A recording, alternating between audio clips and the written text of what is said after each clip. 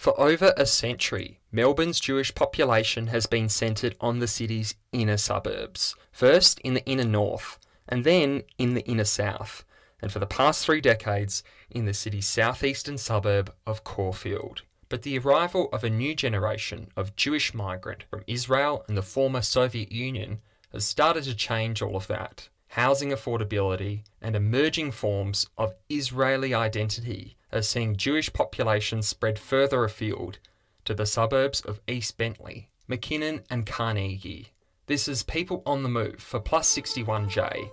We're exploring the past, current and future trends in Melbourne's Jewish population. We're asking, what's the future of Melbourne's Bagel Belt? Tanya Borodak was born in the former Soviet Union but raised in Israel. 12 years ago, she moved to study full-time in Melbourne. Now married with 3 young children, she's one of a growing number of Israeli families who have decided to forego life in the heart of Melbourne's Jewish community for places further afield, to the outer suburb of Frankston. We had 2 little boys back then, and the house was becoming too small. Both boys were in private Jewish childcare in Bentley East, which we were really happy with. But so we tried to look for a bigger house in the area so we wouldn't have to move the kids out. But it was awfully impossible, expensive and unachievable. So we started moving out and out and out, bit by bit. We have reached Frankston. It was much better, cheaper, more beautiful, quiet. Just has all the advantages of a big city without being one. The city of Frankston is on the outer skirts of Melbourne, over an hour's drive from the city and 35 minutes from the hub of the Jewish community in Caulfield. 2 decades ago, Frankston's Jewish population numbered barely a handful, but since 2011, the number of Jewish families living in the suburb has steadily increased. A small shul has since been established, and the local supermarket now stocks kosher food and bagels. Tanya says the decision to move there has dramatically improved her family's quality of life. I transferred to part-time work because I could afford it. Could be more with my kids, and I spent a year and a half raising them here, half of the week, and it's amazing. I wasn't able to afford it before, so it's a major achievement as far as I'm concerned. We don't have grandparents, we don't have any relatives. Nobody helps us. Over the past decade, living in the heart of Melbourne's Jewish community has increasingly become unaffordable for many. Medium house prices in the suburb of Caulfield have grown by 7.4% per annum since the year 2007. Particularly younger individuals and families, those that don't have intra-family support, aren't needing to go to the outer suburbs and get their first home there. Doron Abramovici is team leader of financial services at Jewish Care Victoria. Each year, his team grants more than $1.3 million in interest-free loans. Much of that money is made available for clients looking to break into Melbourne's housing market or establish a new business. Maybe people can still afford a Caulfield if it's an apartment, a 1 or 2 bedroom apartment, but a freehold home that's becoming more and more difficult.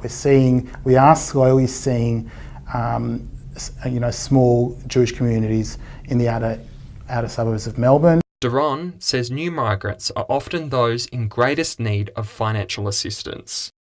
We're still seeing, a large number come through from the former Soviet Union.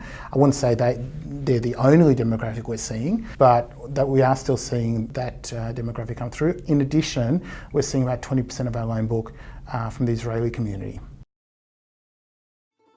Like Tanya, Marko Abramov was born in the former Soviet Union but raised in Israel. In his early 20s, he moved to Australia and landed right in the heart of Melbourne's Jewish community in Caulfield. Marko had a dream of starting his own restaurant serving traditional Bukharian Jewish food. He and his wife headed to the industrial back blocks of Moorabbin, 20 minutes south of Caulfield, where they now serve Israeli-style schnitzels. from the beginning when I came to Australia, but I didn't have the finance. Actually, I needed money, so I needed to work a bit and save money. So me and my wife were working, and every cent we used to put on the side to our business. So we took us 6 years to save money, and everything we had we put in this business. 10 years on from establishing Marco Schnitzels, Marco and his wife continue to cater for a diverse clientele, including both Israelis and Australian-born Jews, who travel far and wide to sample his famous homemade salads, hummus and chili sauce. Like, if you're coming in lunchtime, at least 1, 2, 3, you can hear the Israel, Israelis, Hebrew, the talking Hebrew, And of course, if you're coming on Friday or Thursday, and if you're sitting here and you always hear Shabbat Shalom, Shabbat Shalom, Shabbat Shalom, it's mean you lots of Jews, Jewish community, young boys actually, lots of young boys, they're coming from Caulfield and St Kilda to have a schnitzel here. Back in Frankston, Tanya is preparing a sukkah for the annual Sukkot festival. She says not only has the family's quality of life improved since their move to Frankston, but their Jewish identity has strengthened as well. We have more Jewish life than some other people. So, my children are fluent in Hebrew and they were all born here. My oldest son, who's 8, he can write and read in 3 languages. The little one can write and read in 2 languages because he's just small. So we do more Jewish things and Jewish life and tradition than people who live closer to the city. So it's not a problem. Ran Parat is a researcher of Australia's Israeli population. He says Marco and Tanya's story is typical of Israeli migrants willing to step outside the traditional Jewish hubs to cultivate their own separate sense of identity. So when they leave Israel, they pack in their suitcase their civil religion. What's a civil religion? Yom Ha'atzmaut, Independence Day, Yom HaZikaron, Memorial Day, for the fallen soldiers, etc. Pesach, Passover, you sit around, it's a family. It's not a community, it's not let's go to the shul because it's Yom Kippur. No, on the contrary, it's in-house. And it's not Jewish, it's Israeli. Where's the emphasis?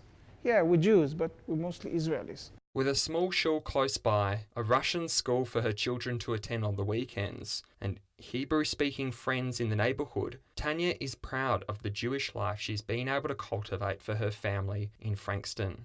I'm one of these people who, I'm just such a person. If I don't have something, I just go and create it, and that's what I do.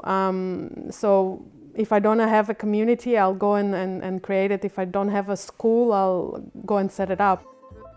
Like many other Israeli migrants, Marco is firmly established in Melbourne's southeastern suburbs. He's proud of the life he's been able to create in Australia and the reputation his Israeli schnitzel store has cultivated.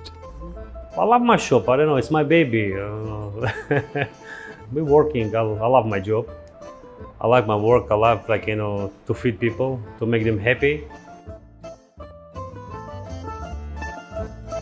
Coming up on episode 3 of People on the Move, we'll head to the heart of Jewish Melbourne in the suburb of Caulfield to learn how this established community keeps regenerating with new forms of Jewish identity and community for the 21st century.